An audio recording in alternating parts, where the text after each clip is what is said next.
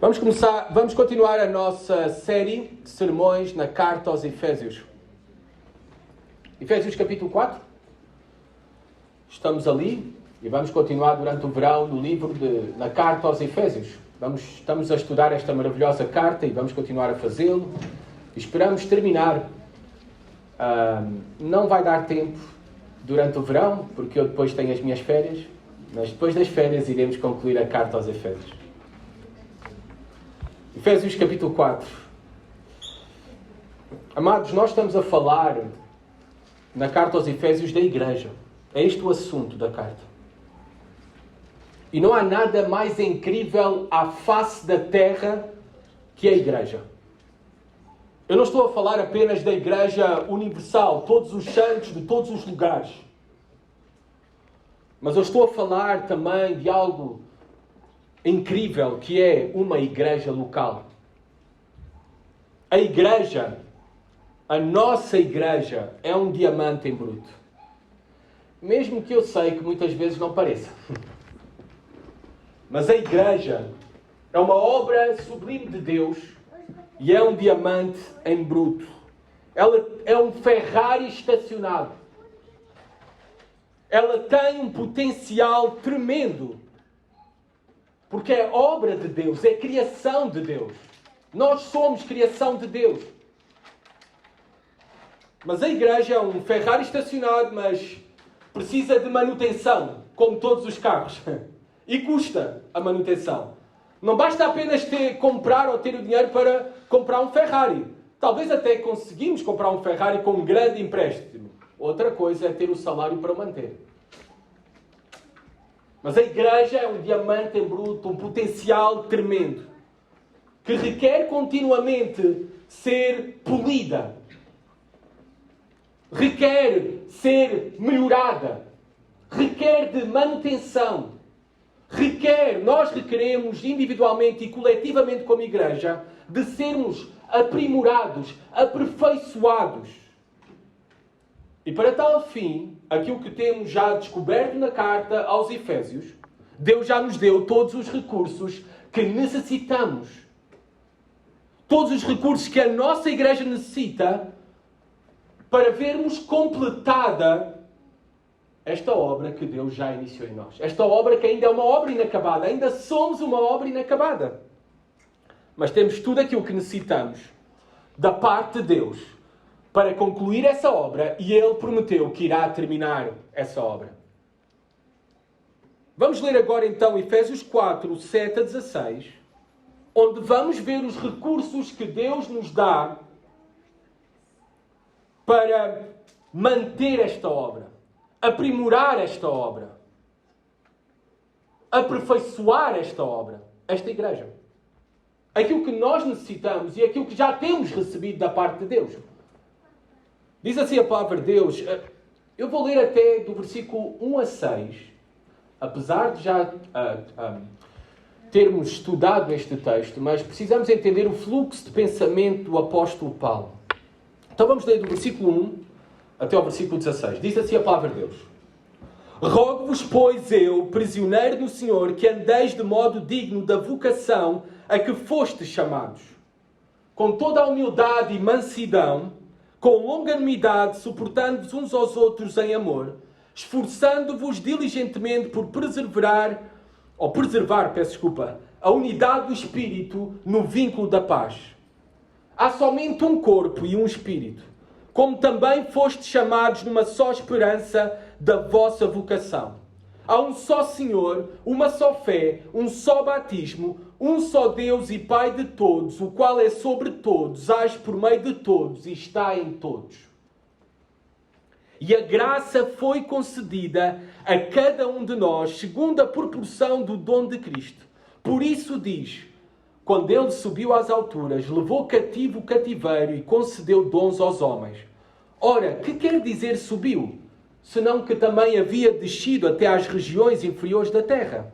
Aquele que desceu é também o mesmo que subiu acima de todos os céus para encher todas as coisas. E ele mesmo concedeu uns para apóstolos, outros para profetas, outros para evangelistas e outros para pastores e mestres, com vista ao aperfeiçoamento dos santos para o desempenho do seu serviço, para a edificação do corpo de Cristo, até que todos cheguemos à unidade da fé e do pleno conhecimento do Filho de Deus, à perfeita varolinidade, à medida da estatura da plenitude de Cristo, para que não mais sejamos como meninos, agitados de um lado para o outro e levados ao redor por todo o vento de doutrina, pela artimanha dos homens, pela astúcia que induzem ao erro, mas seguindo a verdade em amor.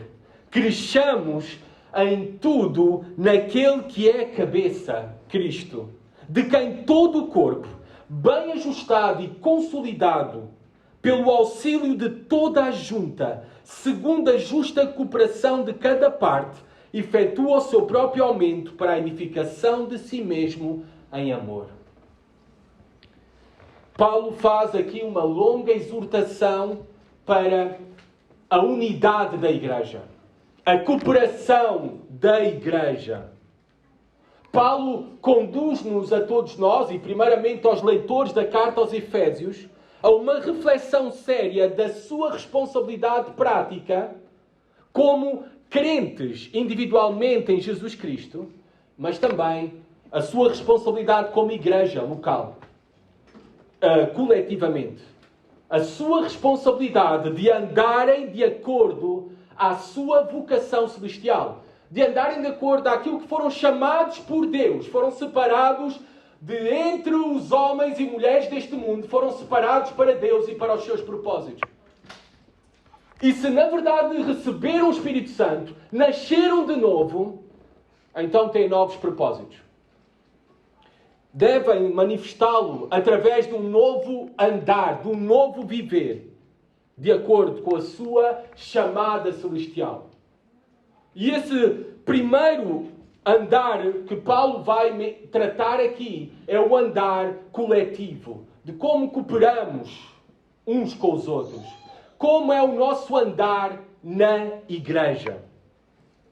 Pois é na igreja que, primeiramente, nós damos provas de sermos de facto cristãos. Eu, ao ler um texto como este, não posso entender alguém que se diz desigrejado, ou seja, que não vai a uma igreja, não se une a uma igreja local. Esse não é o propósito de Deus, e esse não é o andar de acordo à vocação celestial, àquilo que fomos chamados para andar. Na verdade, desligados da igreja, nós estamos em desobediência ao Senhor.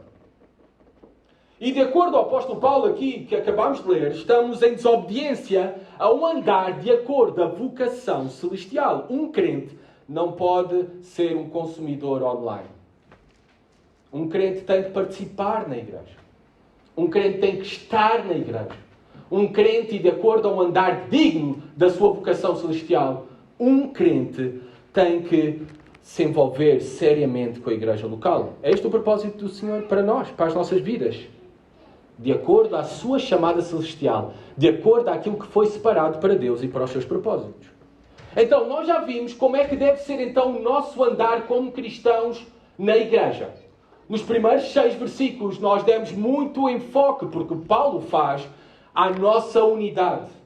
Ao esforçar-nos para mantermos a unidade uns com os outros. Ao esforçar-nos por manifestar humildade, mansidão, paciência, amor. Todas estas coisas precisam de muito esforço da nossa parte, porque às vezes não é fácil nós manifestarmos estas coisas. Este fruto do Espírito, estas qualidades do Espírito Santo em nós. E na verdade precisamos do seu Espírito para manifestar isso uns com os outros quando as coisas tornam-se difíceis entre nós. Quando há problemas, quando há conflitos. Olha, no meio de tantos pecadores, somente nesta sala há muito potencial para muitos conflitos. Para muitos problemas. Para muitos pecados uns contra os outros. Mas somos chamados a esforçar-nos à unidade e a preservar a unidade. A igreja é uma obra sobrenatural e manter esta obra sobrenatural também, na verdade, não pode depender apenas dos nossos esforços. Por isso nós temos uma esperança no versículo 6. Um só Deus e Pai de todos, o qual é sobre todos, age por meio de todos e está em todos. Nós dependemos de Deus que age em nós, que está em nós. Por meio do seu Santo Espírito habita em nós e nos capacita para vivermos desta forma e preservarmos em unidade. É uma obra sobrenatural da Igreja. É a razão pela qual nós estamos juntos. E Ele faz com que nós estejamos juntos e que também possamos continuar juntos e possamos crescer juntos. Essas são boas notícias. Saber que a Igreja não depende de ti, nem depende de mim. A Igreja depende de Deus que age em todos. Age em nós e através de nós. E Paulo vai destacar isto mesmo no versículo 7. E a graça foi concedida a cada um de nós, segundo a proporção do dom de Cristo. Reparem, a graça foi concedida. Esta palavra concedida, crianças, é um presente. Deus deu um presente. Deus dá tudo aquilo que nós necessitamos, que está aqui numa palavra, como graça, a cada um dos seus filhos. A ti, aos teus pais, a cada um de nós. Deus nos dá tudo aquilo que nós necessitamos. Somos muitos e diversos aqui esta manhã. Há diversidade na igreja, mas ninguém fica de fora. Deus não faz acepção de pessoas. Todos nós temos recebido tudo aquilo que nós necessitamos. A graça de Deus sobre as nossas vidas. Então não há crentes de primeira e crentes de segunda. Todos nós somos alcançados pela graça de Deus. E todos nós somos sustentados pela sua graça. É Ele que nos dá todas as coisas que nós necessitamos para viver em piedade.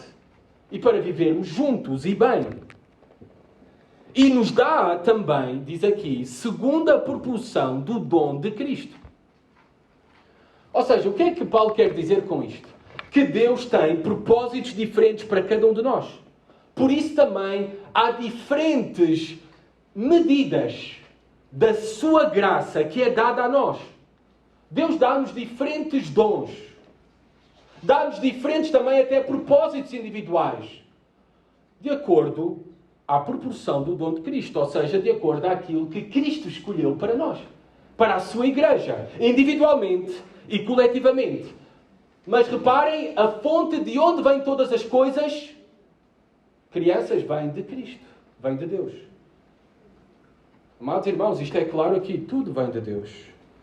O que Paulo está a dizer é que nós temos recebido também dons de Deus. Dádivas de Deus. Presentes de Deus. E especificamente Paulo está a falar que temos recebido pelo menos um dom espiritual. Uma capacidade dada por Deus para nós o servirmos a Ele e aos outros na igreja. E alguns até, e muitos, têm recebido mais do que um dom espiritual. Paulo usa aqui termos como graça e dom. Graça e dom, na verdade a palavra dom vem da raiz da palavra graça. São sinónimos aqui praticamente. Estão relacionados.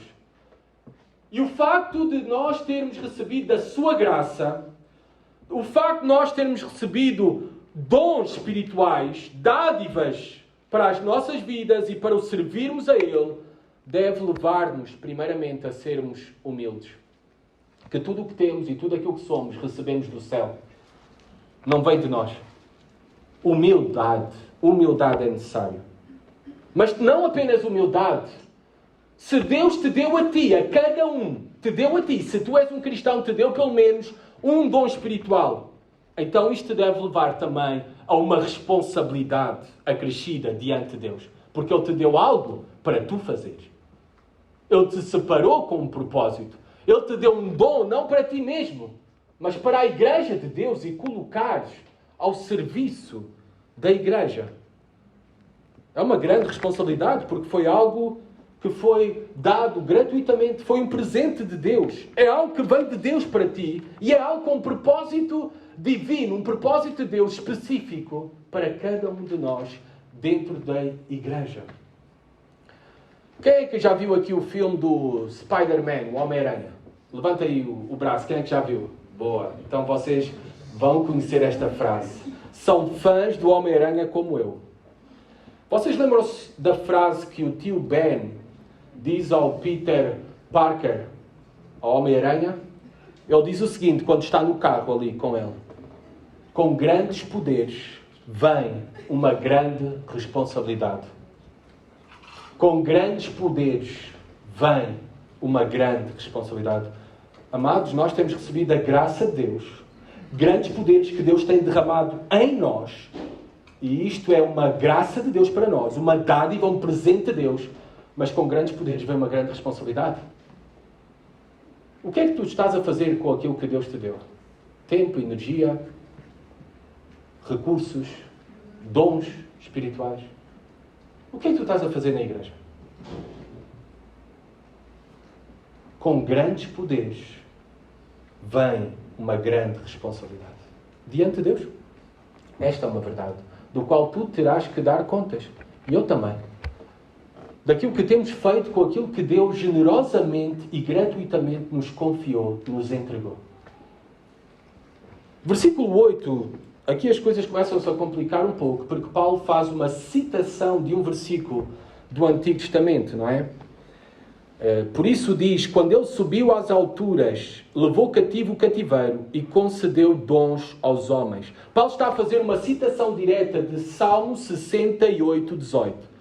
Agora, vamos a Salmos 68, 18 e vamos ver se está igual o versículo. Salmo 68, 18. Eu vou ler para vocês.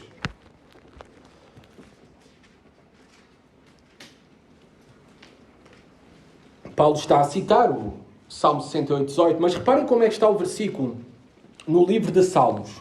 Subiste às alturas, levaste cativo o cativeiro, recebeste homens por dádivas, até mesmo rebeldes, para que o Senhor Deus habite no meio deles. Aqui diz que Deus é que recebeu homens por dádivas, e Paulo está a dizer que Deus concede dons aos homens.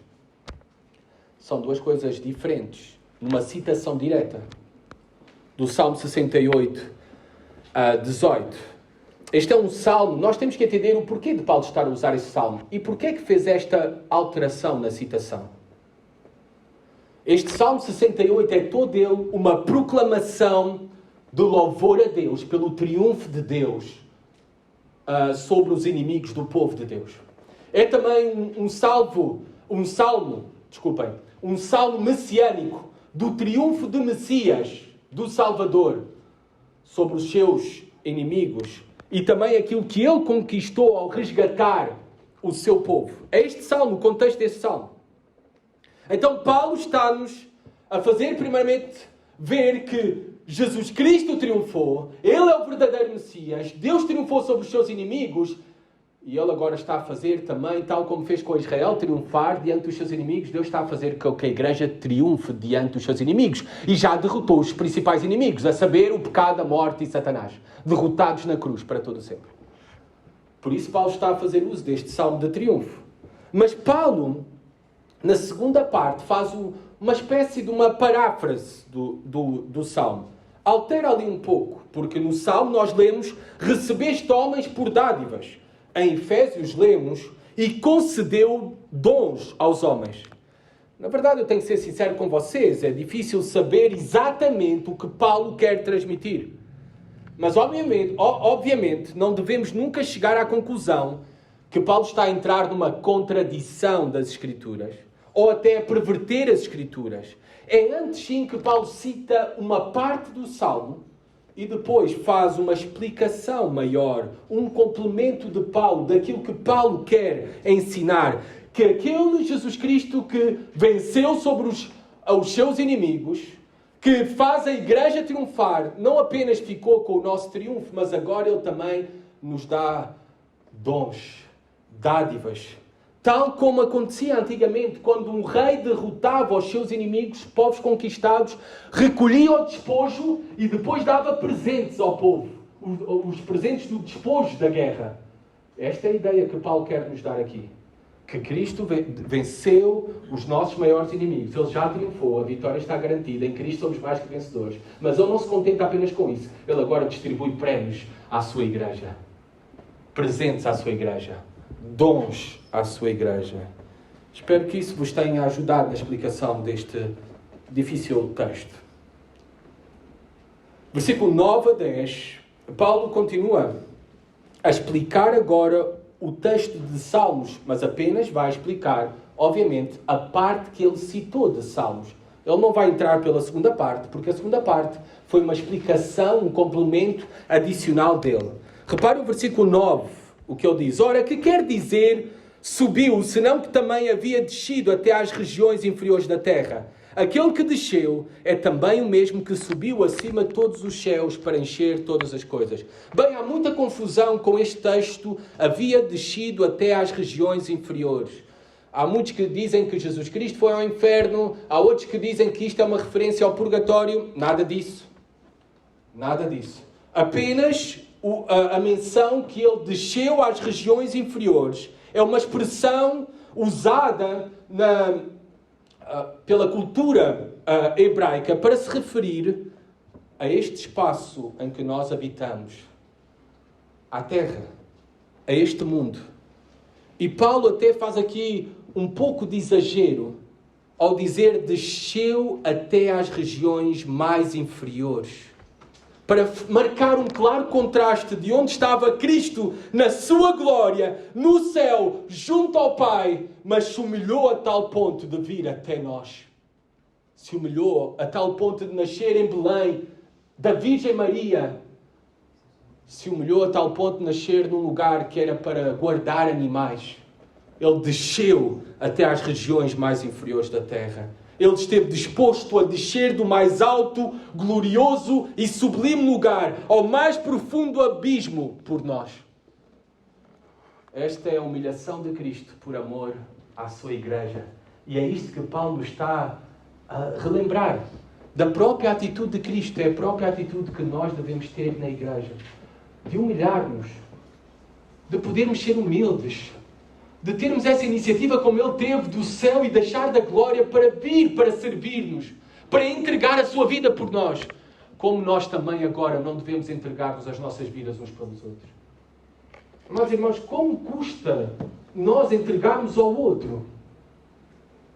E como nós devemos procurar fazê-lo isso nos nossos relacionamentos? Deve haver muito mais igreja ao longo da semana do que aquilo que acontece ao domingo. Deve haver muito mais encontros entre nós, chamadas, mensagens de encorajamento, tempo de oração por telefone também, um acompanhamento, um convite para um café, um convite para um almoço. Abram as vossas casas.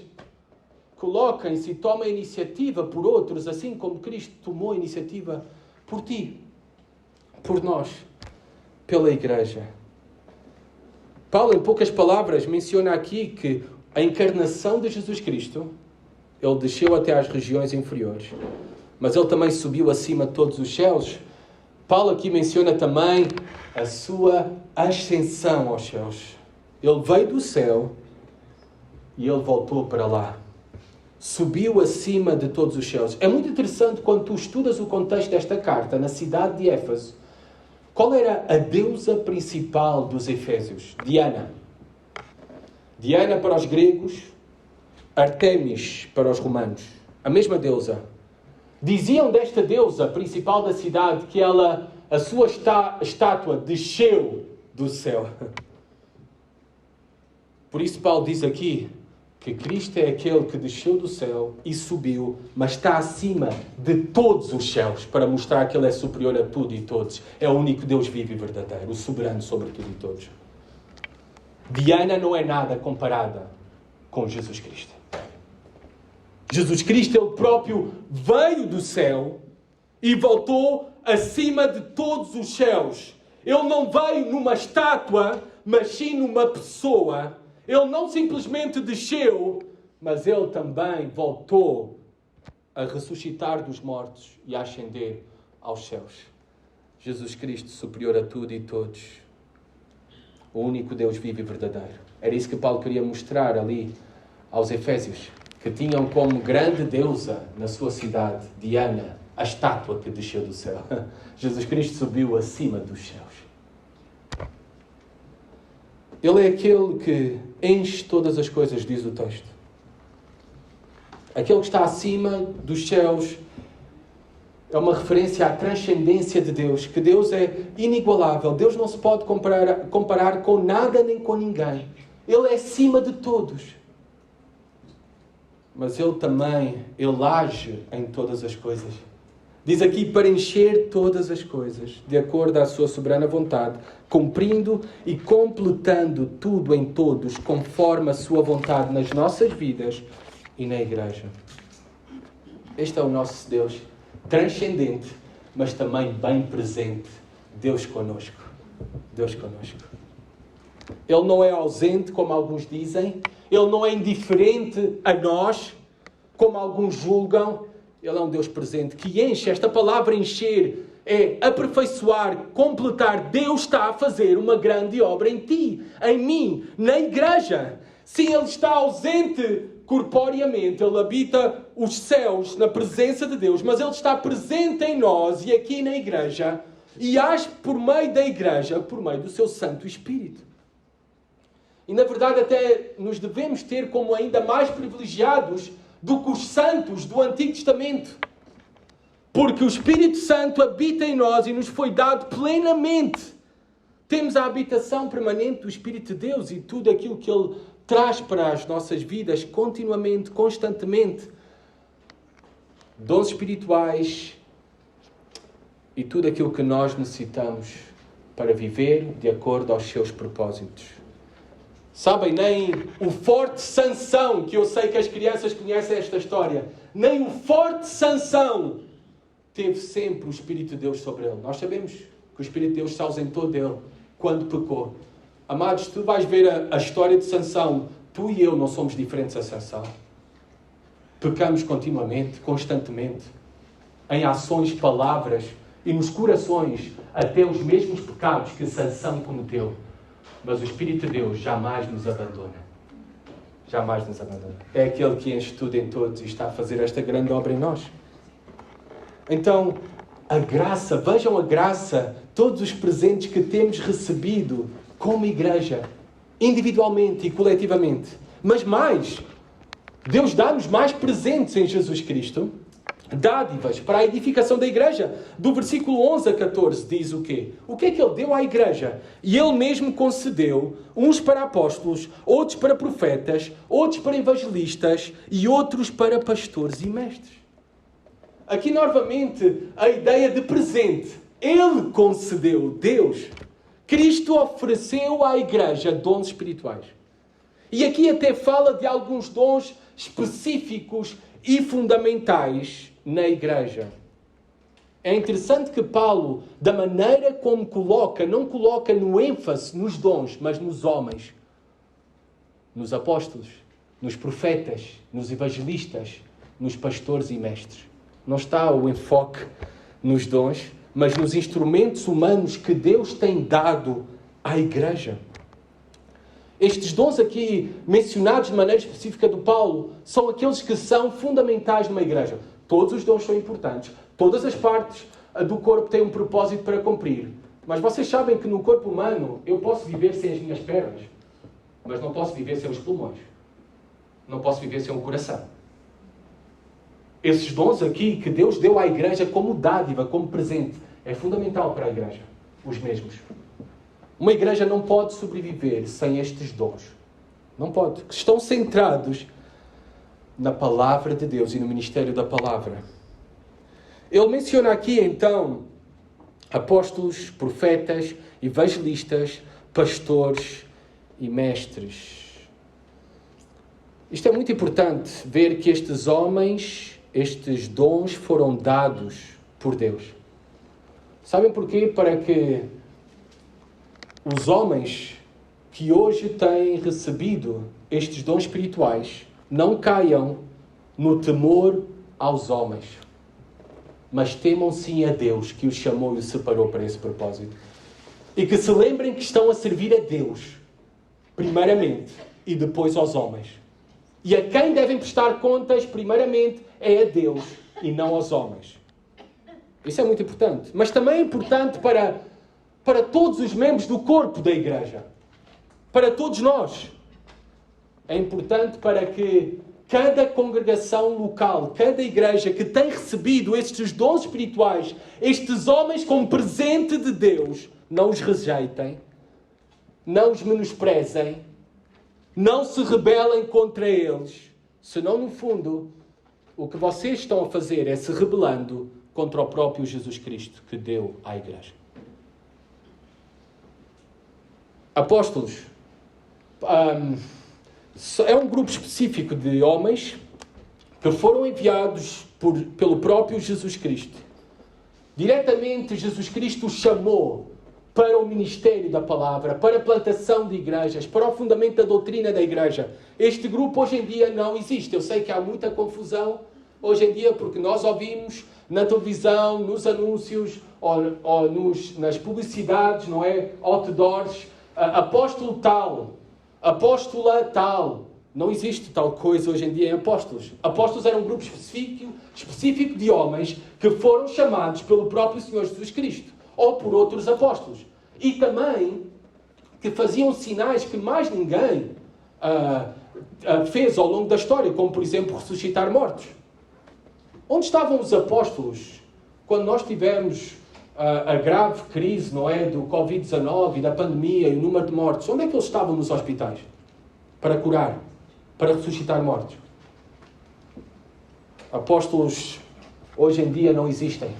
Foi um grupo específico comissionado pelo próprio Senhor Jesus Cristo. Profetas também. Profetas é uma referência ao ministério nesta época do começo da igreja, em que a Bíblia ainda não estava completa, todas as cartas do Novo Testamento ainda não tinham sido escritas, e era alguém que era capacitado para falar em nome de Deus, para poder interpretar a palavra de Deus. Hoje em dia é parecido o ministério de um pregador ao ministério de um profeta, que transmite a palavra de Deus. Evangelistas, aqueles que anunciam o Evangelho com clareza.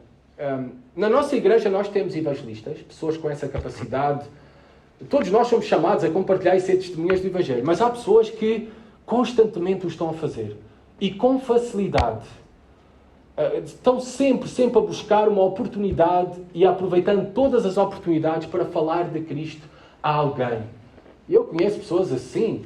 Aliás, eu lembro até, retirando o contexto da nossa igreja, lá na Argentina, que eu conheci 2 colegas meus assim, exatamente com este perfil. Toda a viagem de autocarro com ele, vocês podiam ter a certeza que os passageiros estavam ali e iam ouvir o Evangelho. Toda a viagem de comboio, vocês podiam ter a certeza que os passageiros iam ouvir o Evangelho. E eu ficava tão incomodado com aquilo que se eu via a fazer, eu também depois me levantava para o fazer. Ele me incentivava para fazer, para eu não ficar mal visto, pelo menos, não é? Mas ele era constantemente, continuamente.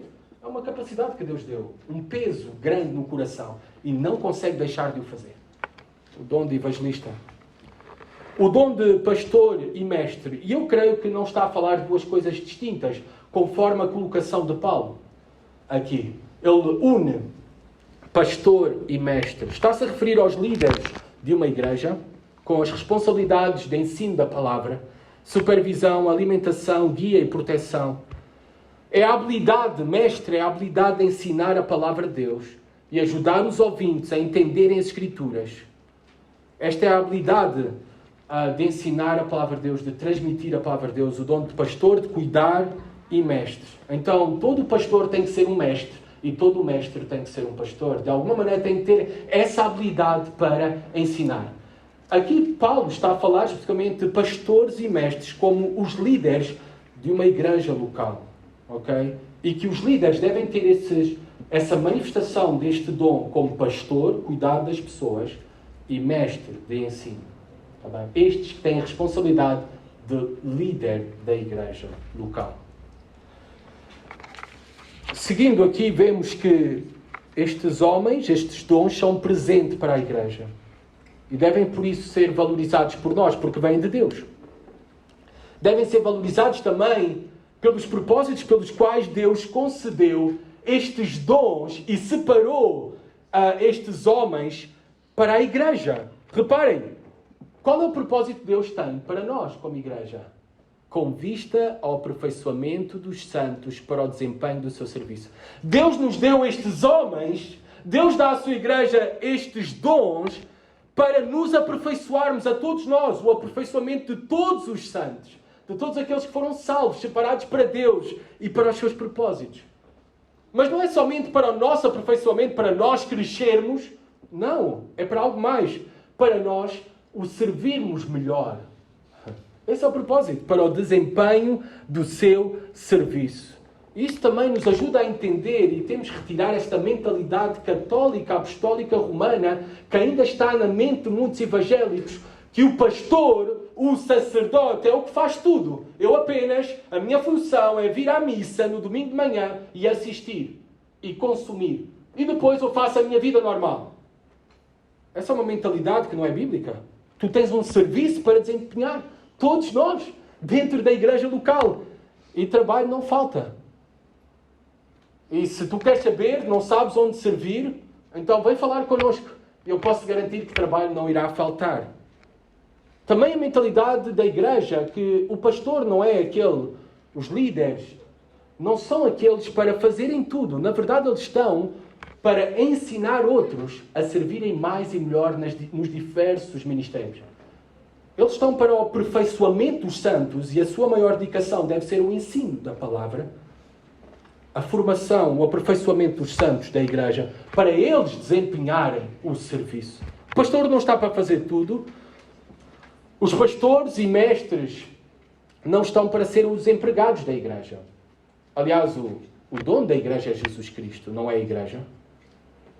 Os pastores e mestres estão para treinar outros, formar outros, para que esses outros, todos nós, estejamos no serviço do reino cada vez mais melhor.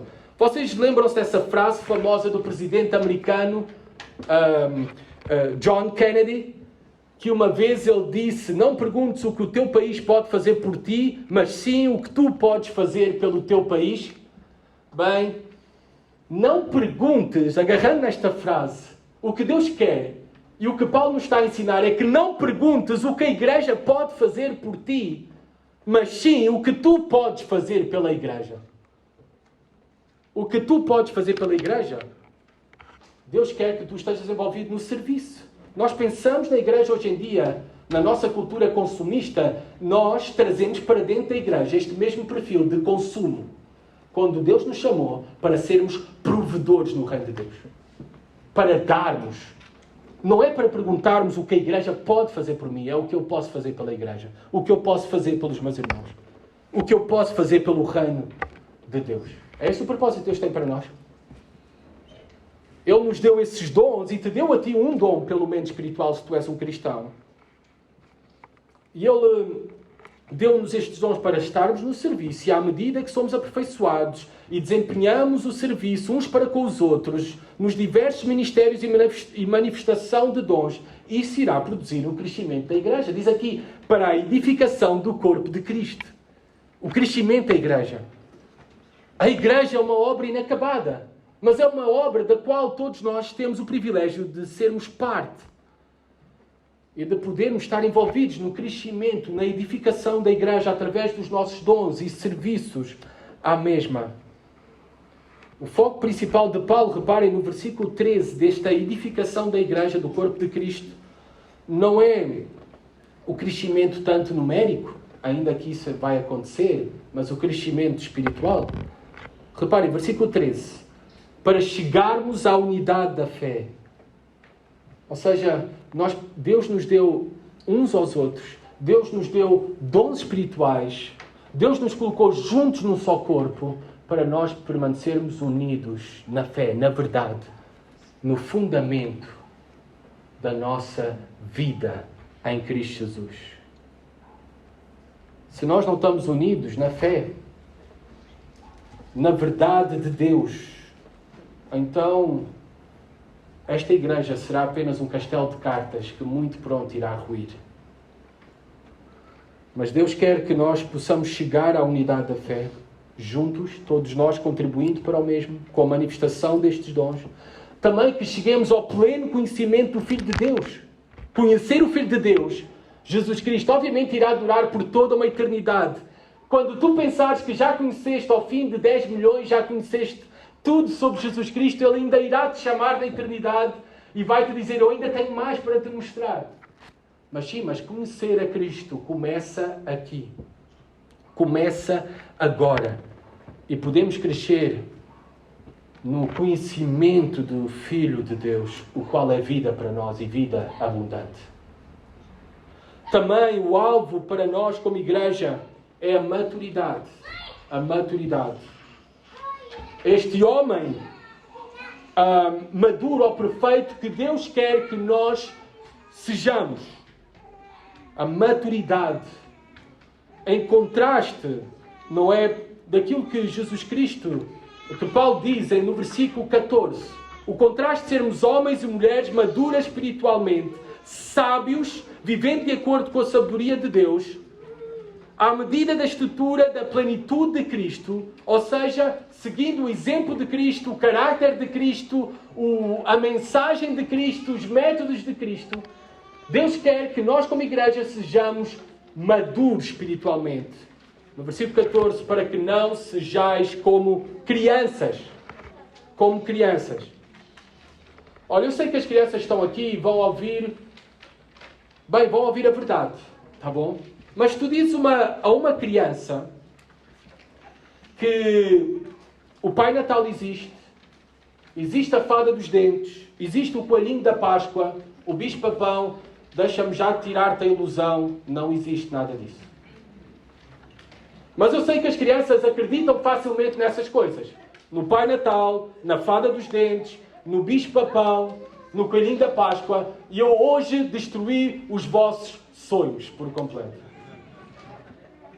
Mas Deus, e Paulo diz aqui, que não quer que nós sejamos como meninos, mas quer que sejamos como maduros. Porque uma criança, ela muda rapidamente. Não é, crianças?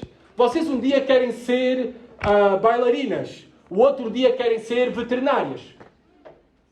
Não é, crianças? Um dia querem ser polícias, no outro dia já querem ser bombeiros. Uma criança é assim, instável, muda rapidamente, acredita em tudo. E Paulo diz que nós não devemos ser como crianças. E Paulo até usa duas belas e claras e poderosas ilustrações, metáforas, sobre a imaturidade, sobre alguém que é imaduro, que é como criança espiritualmente falando. Reparem o que diz aqui no versículo 14. Para que não mais sejamos como meninos, agitados de um lado para o outro e levados ao redor por todo o vento de doutrina, pela artimanha dos homens, pela astúcia com que induzem ao erro. Paulo usa aqui esta imagem do vento, de ser levado de um barco numa tempestade, que perdeu o controle e está à deriva da força do mar e do vento. Paulo usa também aqui a imagem, não é, de algo tão leve, uma pena levada pelo vento, uma folha levada pelo vento. Ou seja, instável, porque são induzidos e enganados por homens, diz aqui Paulo. Esta é uma grande advertência para todos nós como igreja. Se nós queremos estar firmes na nossa fé, se nós queremos preservar até ao fim, nós devemos buscar crescer em maturidade. E essa maturidade só vem por meio do conhecimento pleno de Jesus Cristo, crescermos no conhecimento de quem é Jesus Cristo e da sua vontade. E também por meio de nos esforçarmos por aplicar a sua vontade às nossas vidas e cumprir os seus propósitos. Para que não sejamos como meninos instáveis, facilmente enganados. E hoje em dia, muitos são facilmente enganados por aqueles que são os hábeis e subtis servos do diabo, que estão no meio da igreja. Por exemplo, há pessoas que hoje em dia seguem e creem em qualquer coisa que aparece na internet, mesmo que seja fake news, notícias falsas. Seguem e acreditam em qualquer coisa. Isso é ser criança. Isso é ser imaduro. Há outros também que um dia eu vejo nas redes sociais, compartilham conteúdo, frases do pastor John Piper, do pastor John MacArthur. Mas na mesma semana são capazes de compartilhar frases do apóstolo Tadeu ou do bispo Edir Macedo. Instáveis como crianças. Sem convicções bíblicas. E isso demonstra que não são espiritualmente saudáveis. São facilmente manipulados, facilmente usados por outros, enganados, corrompidos. Juntam-se facilmente a pessoas que são tropeço para as suas vidas espirituais e os prejudicam espiritualmente. Isso é imaturidade. E Paulo diz e adverte que não sejamos meninos, mas sejamos maduros em Cristo Jesus. E Ele já nos deu tudo aquilo que nós necessitamos para crescermos em Cristo Jesus. Nos deu da sua graça, nos deu de dons espirituais e nos deu homens para nos ensinar, para nos capacitar, para fortalecer a igreja por meio do ensino da palavra de Deus. E versículo 15 e 16 e terminamos. O objetivo é a cooperação entre nós para continuarmos a crescer como igreja. A cooperação entre nós. Que diz aqui, mas, seguindo a verdade em amor, cresçamos em tudo naquele que é a cabeça, Cristo, de quem todo o corpo, bem ajustado e consolidado pelo auxílio de toda a junta, segundo a justa cooperação de cada parte, efetua o seu próprio aumento para a edificação de si mesmo em amor. Mas, um contraste, não sejamos como meninos, não sejamos facilmente enganados, manipulados, desviando-nos da verdade, mas que este mais também esteja bem presente nas nossas vidas, que nós possamos seguir a verdade em amor. Reparem aqui o equilíbrio perfeito de seguir a verdade, viver a verdade, mas em amor. Não é só verdade, é amor. E não é só amor, é verdade. Porque hoje em dia muitas igrejas pregam muito sobre o amor, mas não pregam nada sobre a verdade. Nós devemos ter este equilíbrio. Verdade, seguir em verdade e em amor como igreja. Para quê? Para que cresçamos em tudo naquele que é a cabeça, Cristo. O crescimento espiritual deve ser o nosso alvo. Que não nos contentemos a ser anões espiritualmente, em que se passam os anos e continuamos iguais ao primeiro dia em que nos convertemos, a cair nos mesmos pecados, continuamos na ignorância sobre muitas coisas da Bíblia. Não, Deus quer o nosso crescimento, a nossa maturidade. Cresçamos em tudo naquele que é a cabeça, Cristo. Ligados e em comunhão com Cristo, submissos a Ele, nós iremos crescer. Ele é a fonte da vida abundante em Cristo Jesus. Ele é a sabedoria de Deus para nós. E versículo 16 fala de um corpo. E todos nós sabemos, inclusive as crianças estão aqui presentes, que um corpo tem vários membros, não é? Olhos, nariz, boca, braços, mãos, pernas, pés. E por dentro também, coração, pulmões. A imagem que Paulo tira é uma imagem perfeita daquilo que é a igreja. Um corpo é uma excelente ilustração daquilo que nós somos como igreja. Uma só unidade. Uma só unidade. Diferente, diversa, mas um só corpo. Há várias partes, há vários membros, mas todos estamos juntos pelos ligamentos. Todos são importantes. Todos têm um papel a desempenhar no corpo. Todos contribuem de alguma maneira para o crescimento da igreja. Todos têm alguma função e capacidade que Deus lhes deu e os colocou no corpo com esse propósito. Assim nós devemos ser, cada um de nós, vivendo como um corpo, numa perfeita unidade, sempre dependentes da cabeça, pois somente nele temos vida e saúde. Crianças, o que tu ouviste hoje é da importância da igreja, daquilo que é a igreja e daquilo que Deus está a fazer na igreja. E sabem, tu tens um papel importante também na igreja. Sim, tu tens muito para continuar a crescer e a aprender de Deus e da sua palavra. E por isso deves aproveitar cada oportunidade, cada culto, cada escola bíblica dominical, cada tempo ali com os professores lá embaixo, com a Sandra, com a Rita e com os outros. Deves aproveitar. Deves também na tua casa pedir aos teus pais que te leiam histórias e te ensinem histórias da Bíblia. Isso é muito importante, é o que Deus quer de ti. Mas também, tu podes fazer algo na igreja, mesmo sendo criança. Tu podes ajudar quando termina, por exemplo, o berçário. Quando termina os encontros de crianças e a sala fica toda desarrumada. Tu podes ajudar os professores a arrumar. Tu podes servir a igreja. Essa é a vontade de Deus para ti. Para todos nós. Lembrem-se da frase, com grandes responsabilidades, com grandes poderes vem grande responsabilidade. Na verdade, esta frase, ela não é original do Homem-Aranha, tá bom? Lamento-vos decepcionar. Esta frase está na Bíblia, na palavra de Deus, já diz algo semelhante. Em Lucas 12:48 diz: àqueles a quem foi confiado muito, muito mais será pedido. Àqueles a quem foi confiado muito, muito mais será pedido. Esta advertência é para todos nós, individualmente. Todos são importantes. Todos nós na igreja temos um papel, uma função, um propósito que Deus tem para nós. Todos devemos estar a contribuir para o corpo e temos essa responsabilidade. Deus nos deu isto para a edificação e o crescimento da igreja. Pensa naquilo que tu podes fazer pela igreja, não naquilo que a igreja pode fazer por ti, tanto.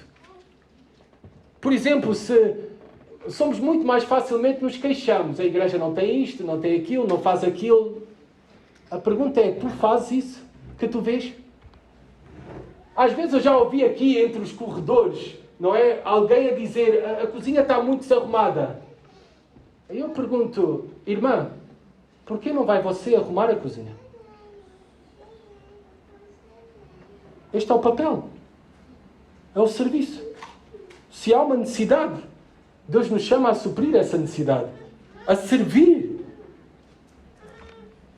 Ou os filhos do pastor. Tá bem, eu nunca ouvi ninguém dizer isso, tá bom? Mas eu estou a dar como ilustração. Ou os filhos do pastor deixam toda suja a sala das crianças. Bem, porque é que tu, em vez de te queixar e reclamar, não vais falar com os pais? Para talvez ensinar os seus filhos a fazerem isso, não é? Essa é ser parte também de crescer para a edificação da igreja. De nos encorajarmos uns aos outros. De nos ensinarmos uns aos outros, exortarmos uns aos outros. E depois a mais comum, ninguém liga para mim. E normalmente quem diz isso, a minha reação é, e para quem é que tu tens ligado? Não será que ninguém liga para ti por causa do teu afastamento da igreja? Como é que tens-te envolvido com outros nos relacionamentos? Aquele que quer amigos há de fazer-se amigo. É o que diz a Bíblia. Então, que nós possamos pensar e ter a iniciativa de convidar outras pessoas para a nossa casa, nem que seja para comer bolacha Maria com café. De também orarmos com outros. E há muitas outras coisas que podíamos falar daquilo que podíamos fazer e devemos fazer e que Deus quer que nós façamos. Que Deus nos ajude a poder viver como igreja, a podermos ser abençoados e beneficiados com os dons, com tudo aquilo que Deus já nos tem dado. E olhando aqui esta manhã simplesmente, Deus nos tem dado muito. E todos nós contribuímos uns para os outros, para a edificação, em amor, para o crescimento da igreja, da obra de Deus, esta grande obra que Ele está a fazer em nós e através de nós, para a sua glória. Não fiques de fora. Não fiques de fora. Deus te deu um dom e tens uma grande responsabilidade. Todos nós. Oremos. Senhor, que possas ajudar-nos, Pai, a servir-te a Ti fielmente. Que possamos entender que na igreja a cabeça és Tu, Pai. Tu é que tens-nos dado os nossos líderes, Pai. Tu é que tens dado os dons diversos à igreja, Pai. E que também, Senhor, nós somos chamados a servir a igreja, porque servir a igreja é servir-te a Ti, Senhor. Pai, que também possamos entender que seguir os ensinamentos, Pai, dos líderes é seguir, Pai, a Ti, Senhor. Porque eles transmitem a Tua palavra e obedecer à Tua palavra, Pai, é obedecer ao Teu Filho, Jesus Cristo, Senhor. Senhor, ajuda-nos como igreja, diante de tão grandes privilégios que Tu nos tens concedido, Pai, a sermos responsáveis e fiéis, Senhor. A continuarmos a crescermos, a edificarmos, Senhor, uns aos outros, em amor. Pedimos isso em nome do Senhor Jesus. Amém.